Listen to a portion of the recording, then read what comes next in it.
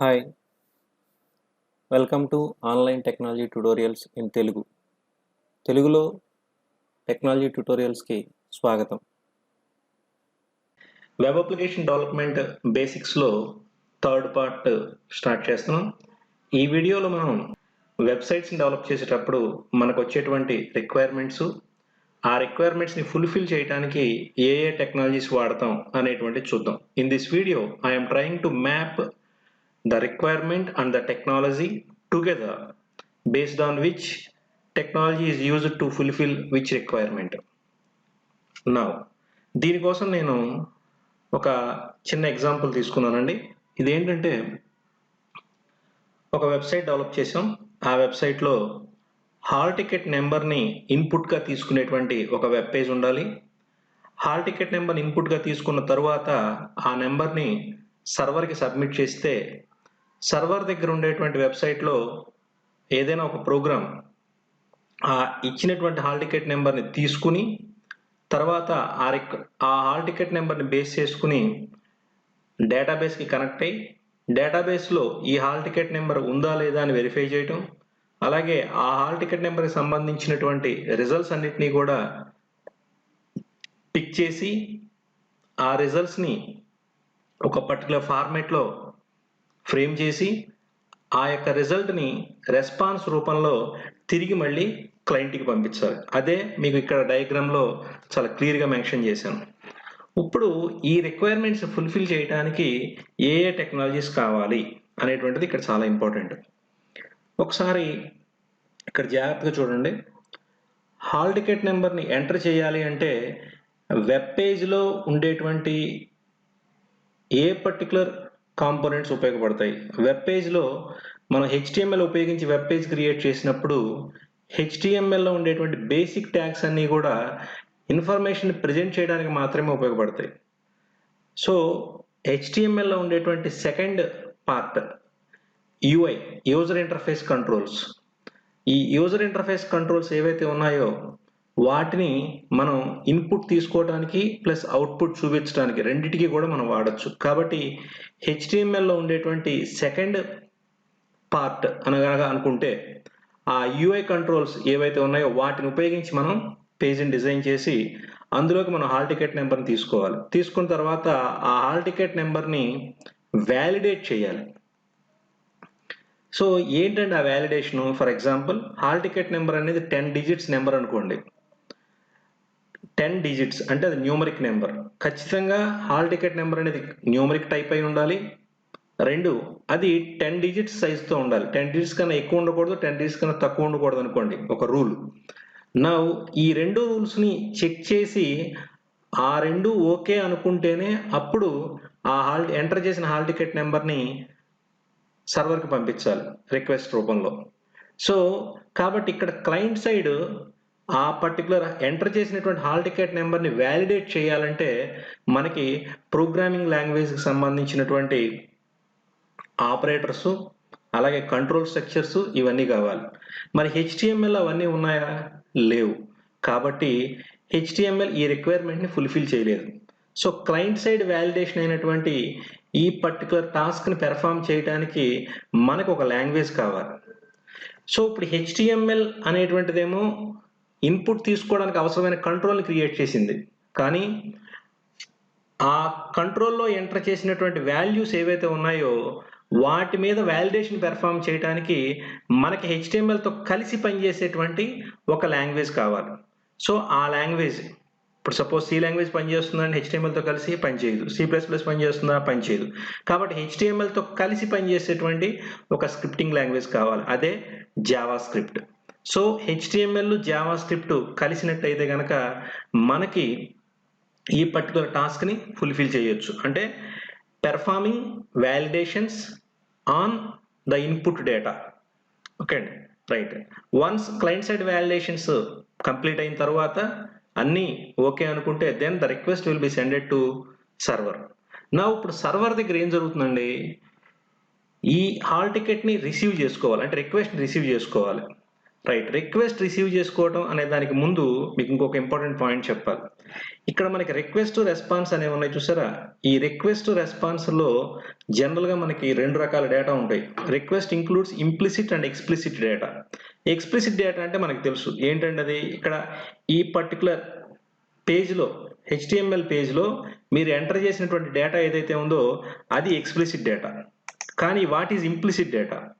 So implicit data అంటే బ్రీఫ్గా చెప్తాను. అంటే ఈ పర్టికులర్ వెబ్ పేజ్ ఏ పర్టికులర్ సిస్టమ్ నుంచి అయితే ఓపెన్ చూడబడుతుందో ఆ సిస్టమ్ యొక్క IP అడ్రస్, అట్లాగే బ్రౌజర్కి సంబంధించినటువంటి డీటెయిల్స్, అట్లాగే జియోగ్రాఫికల్గా ఉండేటువంటి ఏరియాకి సంబంధించిన డీటెయిల్స్ అంటే కంట్రీ, స్టేట్, ఇలాంటి డీటెయిల్స్ ఇవన్నీ కూడా, కుకీస్ ఇవన్నీ. సో అంటే ఇక్కడ మళ్ళీ కుకీస్ అంటే again it comes under another chapter. Okay అండి. కాబట్టి ఇక్కడ సింపుల్గా చెప్పాలి అంటే వెబ్సైట్ని ఏ బ్రౌజర్ ఉపయోగించి ఏ ఏరియా నుంచి ఏ సిస్టమ్ నుంచి విజిట్ చేశారు అనేటువంటి ఇన్ఫర్మేషను ఇవన్నీ కూడా ఇంప్లిసిట్గా అంటే మనకి తెలియవు ఇదంతా ట్రాన్స్ఫర్ అవుతుందన్న విషయం. ఇదంతా కూడా రిక్వెస్ట్ రూపంలో వెబ్ సర్వర్కి ట్రాన్స్ఫర్ చేయబడుతుంది. ఇప్పుడు ఈ డేటా మొత్తాన్ని సర్వర్ దగ్గర ఎవరు రిసీవ్ చేసుకోవాలి? సర్వర్ దగ్గర అంటే సర్వర్ లోపల ఉన్నటువంటి మన website is a collection of web pages అనుకున్నాం. ఇప్పటివరకు మనకి తెలుసున్నటువంటి టెక్నాలజీ ప్రకారం వెబ్ పేజెస్ని HTML ద్వారా బిల్డ్ చేస్తాం. HTML రిక్వెస్ట్ రిసీవ్ చేసుకునే క్యాపబిలిటీ ఉందా? లేదు. ఎందుకంటే దాని లోపల ఎక్కడా కూడా మీకు ప్రోగ్రామింగ్ లాంగ్వేజెస్కి సంబంధించినటువంటి ఏవి కూడా అందులో లేవు. కాబట్టి HTML ఈ పని చేయలేదు.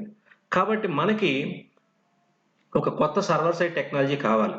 కాబట్టి ఈ రిక్వైర్మెంట్ అంటే రిక్వెస్ట్ని రిసీవ్ చేసుకుని ప్రాసెస్ చేసి రెస్పాన్స్ని రెడీ చేసి ఆ రెస్పాన్స్ని క్లయింట్కి పంపించేటట్టుగా చేయడానికి అవసరమైనటువంటి ఒక కొత్త టెక్నాలజీ కావాలి. దాన్నే మనం సర్వర్ సైడ్ టెక్నాలజీ లేదా సర్వర్ సైడ్ ప్రోగ్రామింగ్ అంటారు.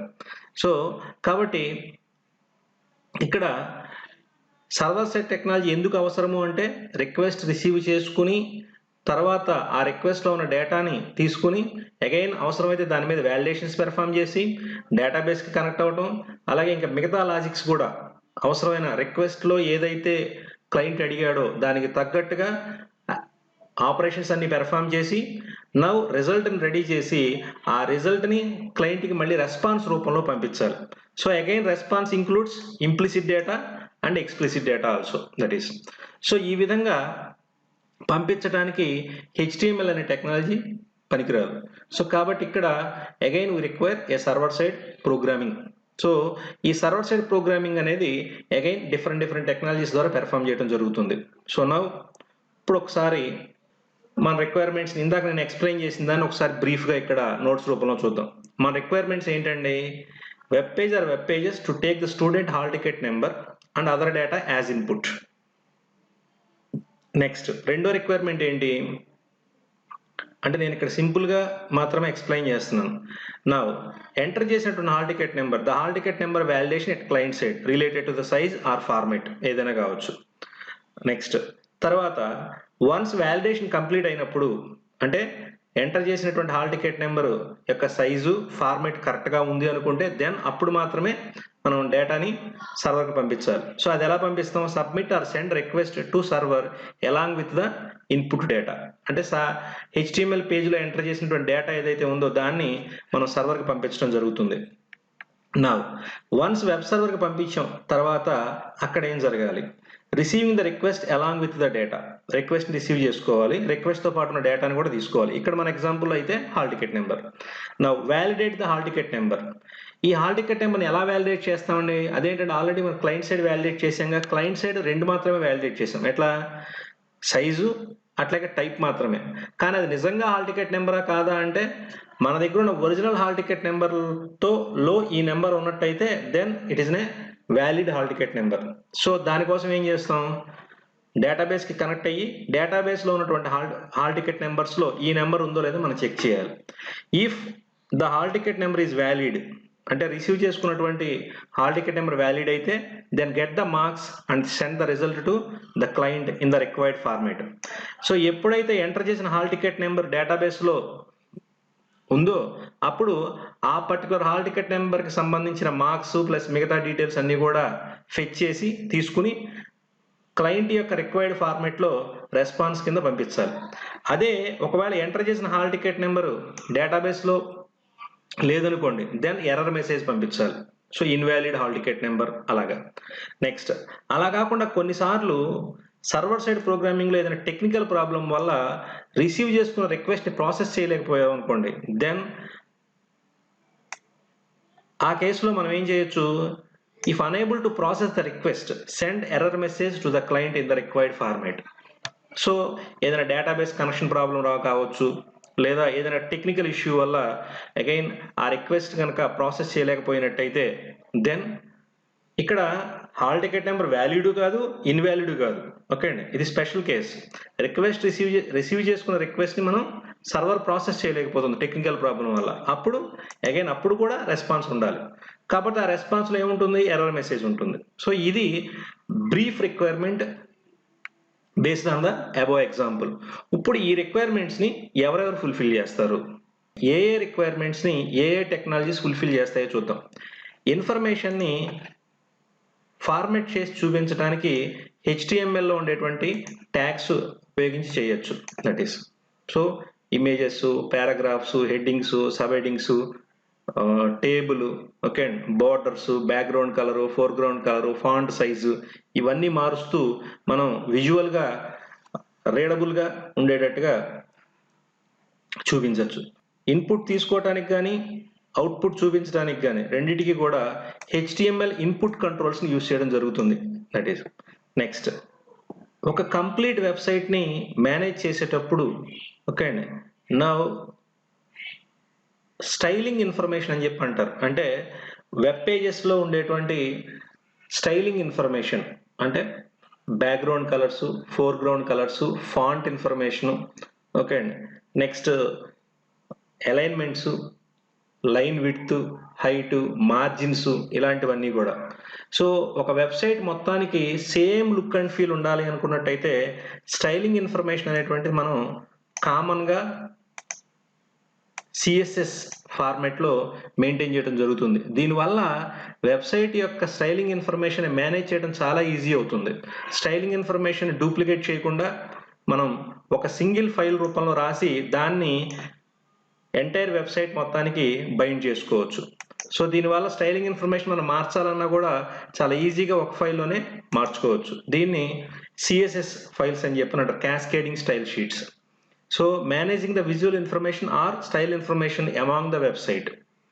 నెక్స్ట్ తర్వాత క్లయింట్ సైడ్ వ్యాలిడేషన్స్ని ఎట్లా పెర్ఫామ్ చేస్తారు, రైట్. పైన చెప్పుకున్నాం మనం హాల్ టికెట్ నెంబర్ యొక్క సైజు, టైపు చెక్ చేయదలుచుకున్నట్టయితే, ఓకే అండి, దెన్ జావా స్క్రిప్ట్. ఇక్కడ ఈ స్క్రిప్టింగ్ లాంగ్వేజ్కి ఒక రూల్ చెప్పాను మీకు నేను, HTMLతో కలిసి పనిచేయాలి ఇవి. That is very important. ఎందుకని ఇవి వ్యాలిడేట్ చేయాల్సినటువంటి డేటా ఎక్కడ ఉంటుందండి, HTML యొక్క ఇన్పుట్ కంట్రోల్స్లో ఉంటుంది. కాబట్టి HTML యొక్క ఇన్పుట్ కంట్రోల్స్ని రికగ్నైజ్ చేయగలిగేటువంటి క్యాపబిలిటీ ఈ స్క్రిప్టింగ్ లాంగ్వేజెస్కి ఉంటేనే ఇవి వర్క్ అవుతాయి. కాబట్టి HTMLతో కలిసి పనిచేయాలి. That is very important. So చాలా స్క్రిప్టింగ్ లాంగ్వేజెస్ ఉన్నాయి, కానీ మనకి Java script is the best language. Next desktop, అట్లాగే ట్యాబ్, అలాగే మొబైల్, ఈ మూడిటి ద్వారా మనం ఒక వెబ్సైట్ని ఓపెన్ చేసి చూడొచ్చు. కానీ ఈ మూడిటి యొక్క విడ్త్, హైట్ ఒకలా ఉండదు. కానీ మనం చూసేటువంటి పేజీ క్లయింట్ ఏ డివైస్ అయితే యూజ్ చేస్తున్నాడో, అంటే మొబైల్, ట్యాబ్ అండ్ డెస్క్టాప్, ఈ మూడిటికి తగ్గట్టుగా ఒకే పేజ్ మూడిటికి తగ్గట్టుగా అడ్జస్ట్మెంట్ చేసుకుంటూ కనుక డిస్ప్లే అయినట్టయితే దాన్ని రెస్పాన్సివ్ వెబ్ డిజైనింగ్ అంటారు. సో క్లయింట్ ఏ డివైస్ యూజ్ చేస్తున్నాడో ఆ డివైస్ యొక్క విడ్త్, హైట్కి తగ్గట్టుగా వెబ్ పేజ్ యొక్క అడ్జస్ట్మెంట్ జరుగుతుంది. నా ఆ పనిని ఈజీగా చేయడానికి, చాలా ఈజీగా చేయడానికి మనకి బూట్ స్ట్రాప్ అనేటువంటి టెక్నాలజీ యూజ్ చేయడం జరుగుతుంది. సో బూట్ స్ట్రాప్ అనేటువంటిది సింపుల్గా చెప్పాలి అంటే ప్రీ డిఫైన్డ్ ఎలిమెంట్స్ ఉంటాయి అన్నీ కూడా. అంటే HTMLలో ఏ ఎలిమెంట్స్ అయితే ఉన్నాయో అవన్నీ కూడా విత్ స్టైలింగ్తో కలిపి ప్రీ డిఫైన్డ్గా ఉంటాయి. సో మీరు HTMLలో ఏం చేస్తారు, ట్యాగ్ చెప్పి ట్యాగ్ యొక్క స్టైలింగ్ ఇన్ఫర్మేషన్ కూడా చెప్పాలి. కానీ బూట్ స్ట్రాప్లో మీరు స్టైలింగ్ ఇన్ఫర్మేషన్ చెప్పాల్సినటువంటి అవసరం లేదు బేసిక్గా. దట్ ఈస్ సో మీరు కాంపోనెంట్, దాని యొక్క స్టైలింగ్, దాని బిహేవియర్. ఓకే అండి. సో దాని యొక్క behaviour by default responsive web design ఫార్మేట్లో ఉంటుంది. కాబట్టి ఈ బూట్ స్ట్రాప్ అనేటువంటిది నవే డేస్ చాలా fastest technology using which you can develop the web pages. So web పేజెస్ని బిల్డ్ చేయడానికి చాలా ఫాస్ట్గా బిల్డ్ చేయడానికి అవసరమైనటువంటి టెక్నాలజీ ఇది. సో ఈ విధంగా మనకి క్లయింట్ సైడ్ టెక్నాలజీస్ టోటల్గా మనకి ఏమేమి వచ్చినాయండి ఒకసారి చూస్తే బేసిక్ హెచ్టిఎంఎల్, తర్వాత హెచ్టిఎంఎల్లో ఉండేటువంటి ఇన్పుట్ కంట్రోల్స్, అట్లాగే CSS, JavaScript, next Bootstrap. ఇప్పుడు once client side requirements fulfil అయిన తర్వాత రిక్వెస్ట్ అనేటువంటిది సర్వర్కి వెళ్ళింది. సర్వర్లో ఉన్నటువంటి వెబ్సైట్లో ఉన్నటువంటి ఏదైనా ఒక ప్రోగ్రామ్ లేదా ఒక టెక్నాలజీ ద్వారా క్రియేట్ చేయబడిన ప్రోగ్రాము ఆ రిక్వెస్ట్ని రిసీవ్ చేసుకుని దాన్ని ప్రాసెస్ చేసి తిరిగి మళ్ళీ రెస్పాన్స్ని క్లయింట్కి పంపించాలి. సో కాబట్టి ఇక్కడ ఆ రిక్వైర్మెంట్స్ ఇంకొకసారి చూస్తే once the request is send to the server along with the input data at server side a program is required. receive the request along with the data. Okay. వచ్చిన రిక్వెస్ట్ని రిసీవ్ చేసుకుని దాని లోపల డేటాను కూడా తీసుకోవాలి. And analyse and understand the request. వచ్చినటువంటి రిక్వెస్ట్ని analyse చేసుకుని client ఏం అడిగాడు అనేటువంటిది, ఏ డేటాను రిసీవ్ చేసుకున్నాం, వాటి యొక్క టైప్ ఏంటి, ఇవన్నీ కూడా మనం చెక్ చేసుకుంటూ ఉండాలి. Next process that request. Now ఆ లాజిక్స్ అన్నింటినీ కూడా ఎగ్జిక్యూట్ చేసి ఆ వచ్చినటువంటి అవుట్పుట్ని మళ్ళీ మనం క్లయింట్కి పంపించాలి. కానీ పంపించే ముందు దాన్ని మనం క్లయింట్ యొక్క అండర్స్టాండబుల్ ఫార్మాట్లోకి మార్చాల్సి ఉంటుంది. Prepare the response. Next once response అనేటువంటిది ప్రిపేర్ అయిన తర్వాత now send the response to the client browser. That is very important. So ఇక్కడ ఒక కామన్ రూల్ ఏంటంటే బ్రౌజర్కి అర్థమయ్యేటువంటి భాషలోనే మనం రెస్పాన్స్ అనేది ఉండాలి. బ్రౌజర్కి ఏమర్థం అవుతుందండి? కేవలం క్లయింట్ సైడ్ టెక్నాలజీస్ మాత్రమే బ్రౌజర్కి అర్థమవుతాయి.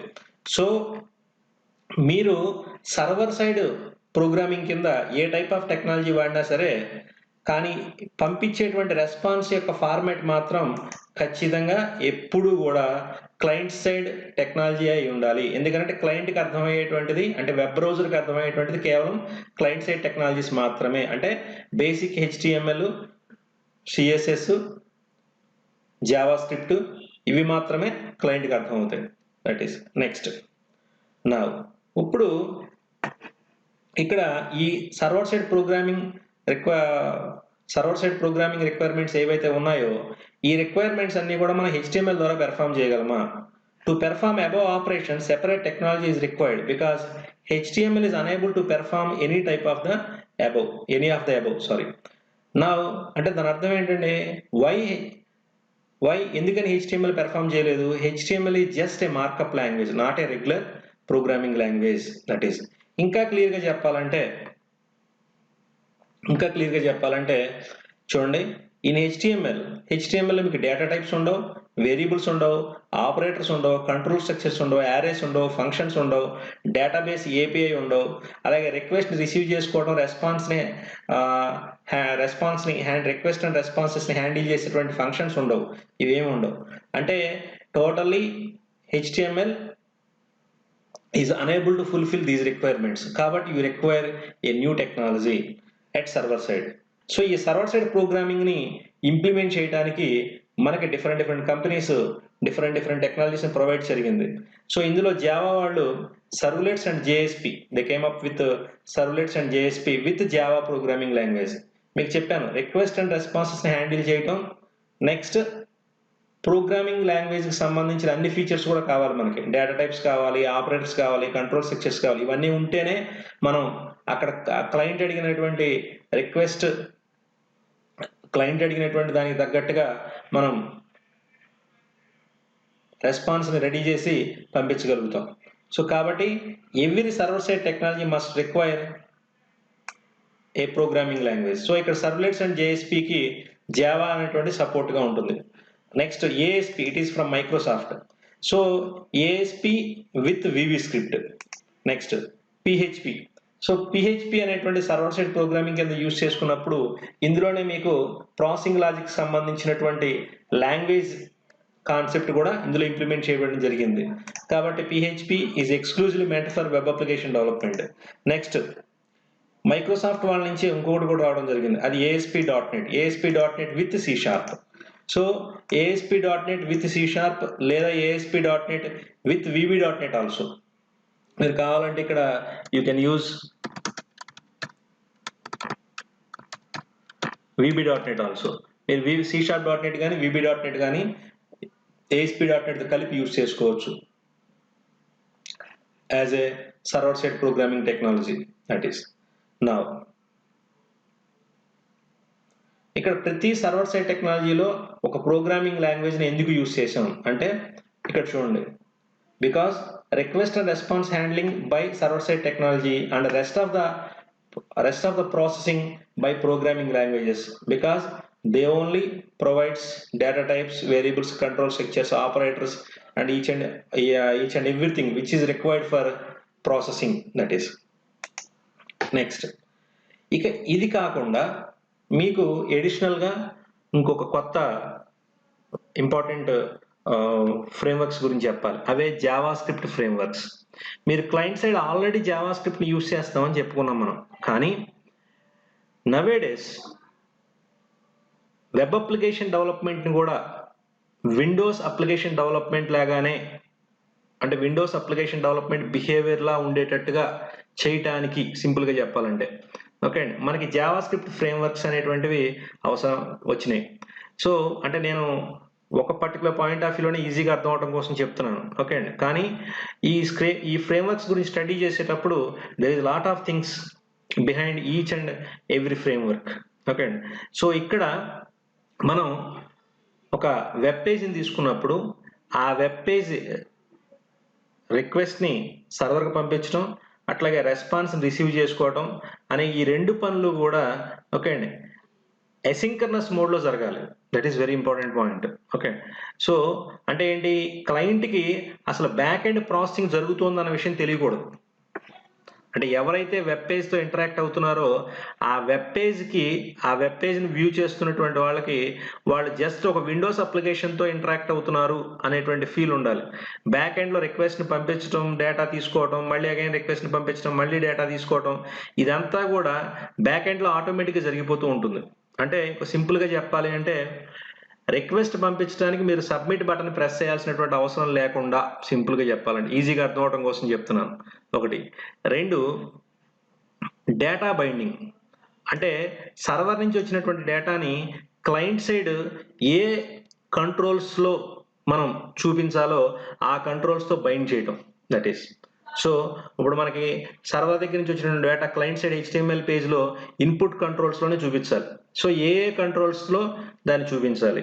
సో ఈ విధంగా ఫ్రంట్ ఉన్నటువంటి అంటే ఫ్రంట్ ఎండ్కి అంటే బ్యాక్ ఎండ్ ఈ రెండింటికి మధ్య బైండింగ్ ఫామ్ చేయడానికి, అట్లాగే ఎసింక్రనస్ బిహేవియర్ని ఇంప్రూవ్ చేయడానికి, అంటే జస్ట్ లైక్ సింప్లీసే ఒక వెబ్ క్లయింట్ని విండోస్ క్లయింట్ బిహేవియర్లా డెవలప్ చేయడానికి. దట్ ఈస్ మనకి డిఫరెంట్ టైప్స్ ఆఫ్ ఫ్రేమ్వర్క్స్ అనేటువంటి రావడం జరిగింది. వాటిల్లో best frameworks react, angular, view, ఎంబర్ and back bone, ఇలా చాలా ఫ్రేమ్వర్క్స్ ఉన్నాయి. ఇక్కడ కొన్ని మాత్రమే రాయటం జరిగింది. ఇందులో కూడా ఈ React and Angular, these two are very very important nowadays. ఎందుకంటే ఆల్మోస్ట్ స్క్రిప్టింగ్ ఫ్రేమ్వర్క్స్ యొక్క బిజినెస్లో almost they are sharing 50-50, almost more or less 50-50 మార్కెట్ని షేర్ చేసినటువంటి రెండు most important scripting frameworks React and Angular. నాకు మీకు జాబ్స్ చూసినా కూడా ఇప్పుడు ప్రజెంట్ మీకు యాంగులర్ ఫ్రేమ్వర్క్ మీద రియాక్ట్ మీద ఈక్వల్గా కూడా జాబ్స్ చాలా ఉన్నాయి. కాబట్టి ఈ రియాక్ట్ అండ్ యాంగులర్ మనం సెపరేట్గా నేర్చుకోవాల్సి వస్తుంది. ఓకే, ఒక్కొక్క దానికి దాని యొక్క బిహేవియర్, దానికి సంబంధించినటువంటి ఆర్కిటెక్చర్ ఇవన్నీ కూడా డిఫరెంట్గా ఉంటాయి. ఇందులో కొన్ని రిలేటెడ్, కొన్ని అన్రిలేటెడ్ ఆల్సో, ఒకదానికి మధ్య. సో ఇక్కడ ఒక్కొక్క దాని ఒక్కొక్క పర్పస్ కోసం యూజ్ చేయడం జరుగుతూ ఉంటుంది. సో అవన్నీ కూడా మనం వాటి యొక్క ఇంట్రడక్షన్ వీడియోస్లో మీకు నేను చాలా క్లియర్గా ఎక్స్ప్లెయిన్ చేయడం జరుగుతుంది. నా ఇక్కడ ఈ వెబ్ అప్లికేషన్ డెవలప్మెంట్ వీడియోస్లో మన మెయిన్ ఎయిమ్ ఏంటంటే ఏ టెక్నాలజీని ఏ రిక్వైర్మెంట్ కోసం యూస్ చేస్తారు అనేది ఇంట్రడ్యూస్ చేయడం మాత్రమే.